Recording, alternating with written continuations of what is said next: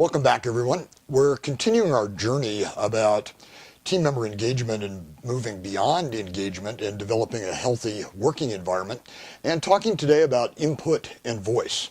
Team members have a really deeply seated need to believe that they have input and directional guidance and a voice in how an organization operates and how it runs.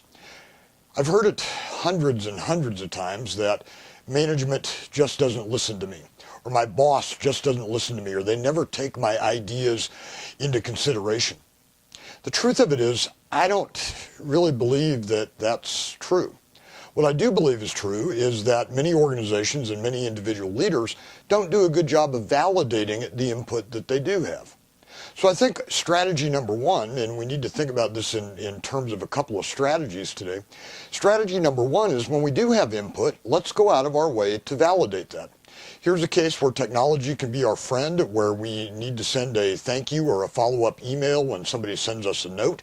That's kind of a bare minimum, if you will, of validating somebody's input.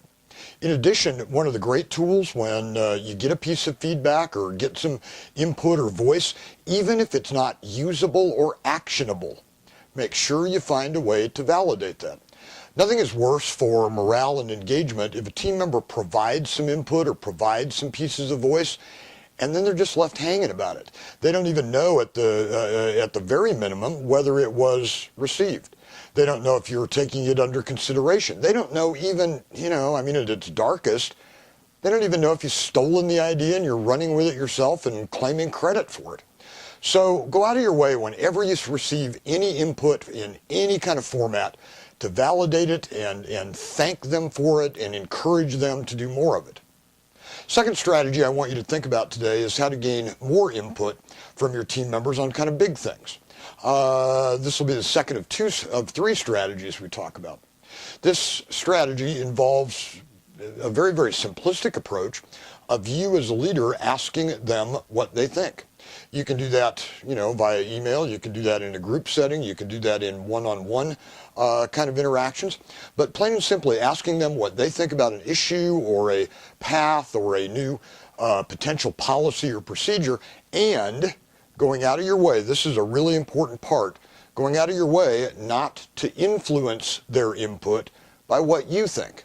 Because many, many times when a leader plays their suggestion or their idea or their thought on a subject, what's going to happen is the other team members are going to kind of line up behind that and absolutely just follow suit. They're not going to generate anything new if the leader is always going to be the solution or the idea person.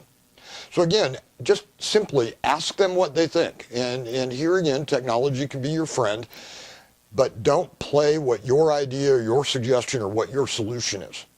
Third strategy I want you to think about is also about decision and voice, except it's a very, very small scale thing.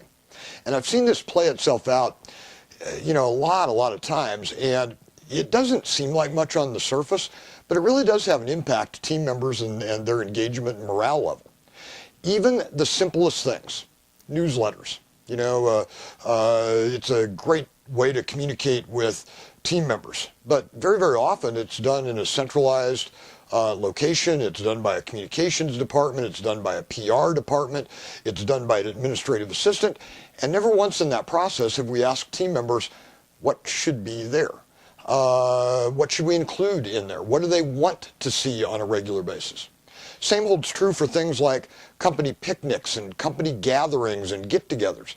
Rather than being assumptive and believing that we know the answer to what they want, we need to seek their input on those kinds of little things, because even though, again, and I acknowledge this, it doesn't seem like a lot on the surface, but boy, that can have a huge impact. And if we don't seek input and act on some of that input, I got to tell you, there's going to be a certain jadedness that develops over the newsletter and company picnics and gatherings and things like that. So even though it might sound small and minuscule, you got to seek their input and their voice. So I'm highly encouraged, kind of to sum this up, I'm highly encouraging you as leaders to get your folks more connected by being a lot more comfortable in asking them what they think, validating and acknowledging what they give back to you, and when it is actionable and usable, be sure to act on it and give credit when you do act on it. Next time we're together, we'll talk about some more engagement and moving beyond engagement strategies.